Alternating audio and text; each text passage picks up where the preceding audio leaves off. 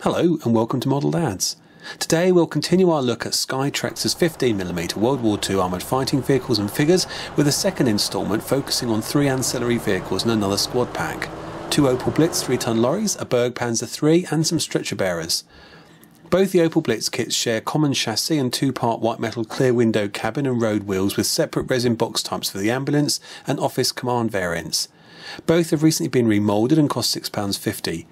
No instructions are provided, but assembly is self-explanatory. No decals are included, but it is worth noting that a comprehensive set of German Red Cross decals are available from Skytrex if you've not got a steady hand. White metal parts are in the round cleanly cast with little flash and few mould lines. Work was required to fit and align the wheels to the axles to ensure an even appearance. The 2-part cabin was trickier to get aligned, involving quite a bit of filing to ensure each of the 4 corners sits straight. A nice touch is the inclusion of 2 different drivers, but the downside is that if left as is, their helmets can push the cab's roof up on the samples provided. Once assembled, you've got 2 very nice looking kits. Details are sharp, particularly on the resin boxes.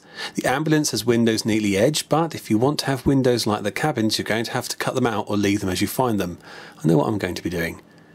If you've got an ambulance, then it's likely you'll need some patience, and Skytrex can oblige with the German stretcher bearers and casualties.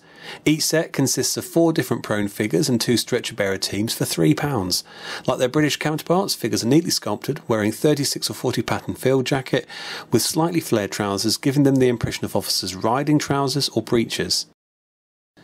This Berg Panzer III comes as a 6-part white metal kit and costs £6.50.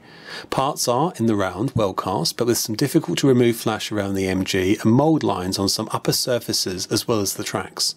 The chassis has some good detailing, I like the bullet holes in the lower hull, and the surface of the wooden box is well rendered.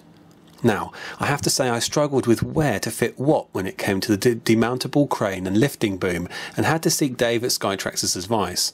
Unfortunately, Skytrex only provide the crane and the boom, the former of which is best fitted after careful drilling. Easily over-absorbed, I added 2 braces out of plasticard, as well as the chain between the crane and the boom after raiding my bits box. I've chosen, rather amateurishly, to model a few further details with milliput to get the finish I wanted, which included filling in some of the gaps between the chassis and the tracks. I was happy to do this and thoroughly enjoyed the process, but it might not be everyone's cup of tea. Once again, Skytrex are to be congratulated on producing a range of ancillary vehicles and figures at affordable prices. Whilst many do not have the convenience associated with their resin or plastic counterparts and require work to get the best out of them, the end results will stand out on the table. Recommended.